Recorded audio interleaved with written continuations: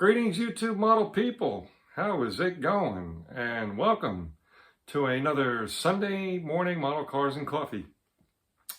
So it is actually Sunday, April 6th, 2025.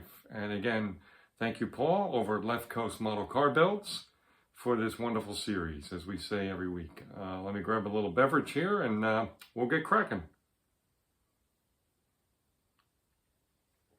Okay, and now while we're on beverage, covered this week's mug.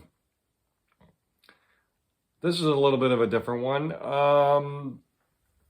Every year, since 1948, in the Bridgeport, Connecticut area, they have a festival celebrating the life and contributions of P.T. Barnum. And they have what is called the Barnum Festival. And again, the Bridgeport, Connecticut area. It's usually starts around mid-June and runs through, I think, right to early July, right before July 4th, maybe. I'm not sure. But there's parades, there's concerts, there's fireworks, food truck festival. There's all kinds of events. I used to be in a little music group that performed up there way back in the early to mid-90s. I was in the parade twice with the group, so a lot of fun, very cool environment, and again, very, very festive, as you can imagine, being P.T. Barnum, be a very big showman, and again, all that good stuff. So yeah, that's what the mug is from being at one of the festivals one year and just buying a mug. So if you don't know this, but again, I cover a different mug every week that I do one of these, so that's just kind of my own little thing. Give me a second. And we will talk about this week's model. I kind of switched it up from what I was originally going to show you guys, because last week I showed basically a movie vehicle, if you want to call it. I don't know if I could call it a car, which was the Deathmobile from the movie Animal House. So if you didn't see that, you want to check it out. That's from last week's episode. So I was going to do another movie related vehicle, but it's, to be truthful, being a little bit lazy. It's kind of stuffed behind a few other models in a display case. So, you know, we're going to hold that one off. We'll do that one next week. I promise we'll do that one next week, but we'll do this one this week, which was very easy to get a hold of. It just sits on display over here, right on the side of my bench area. And yeah, let's take a look at what we got. All right, so here we are. This week, we're showing you Lenny's Towing. Boy, he's a busy guy. 24-hour service towing company. This is built straight out of the box.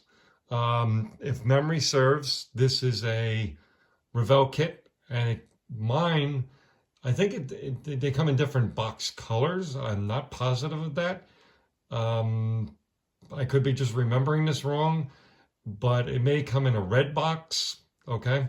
Or it may come in an aqua blue box. But again, it may be only the red box, and there may be other versions in that as well. I'm not positive. But yeah, so this was, again, back in those early 2000s time frame. And this was basically just a straight out of the box build. Interestingly enough, I glued the front engine cover down, and I could tell you probably why that was back in those days. If I could save some time by not building an engine or doing something like that, I was doing that just to be able to finish the model as far as what you can see, so I can bring it to shows.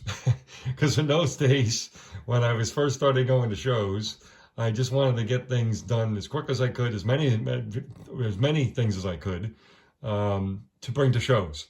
So again, there's a couple models, and I'll point them out along the way. There's even a big rig that I did, a cab over, Aerodyne cab over. You'll recognize that. We'll do it at some point. And I left the engine out of that. I actually built that kit in 6 days, believe it or not. So in preparation to go to a model show contest with. So again, I had kind of a different weird mindset then.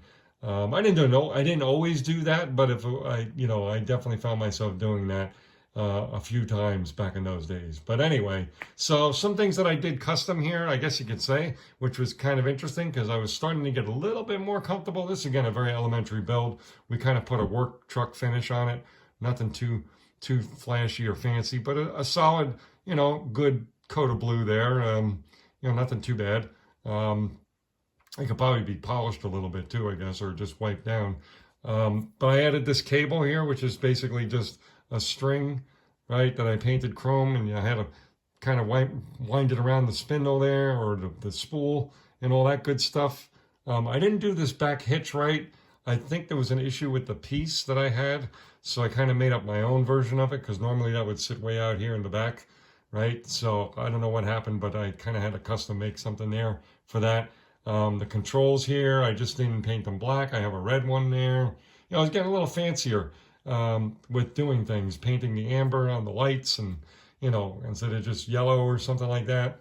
And the part I do remember being very proud of being able to accomplish, even doing this little trim. I know it doesn't seem like much, this little chrome trim around the window. It's nice and neat, right? Started masking off things very carefully, or even the door handle, right?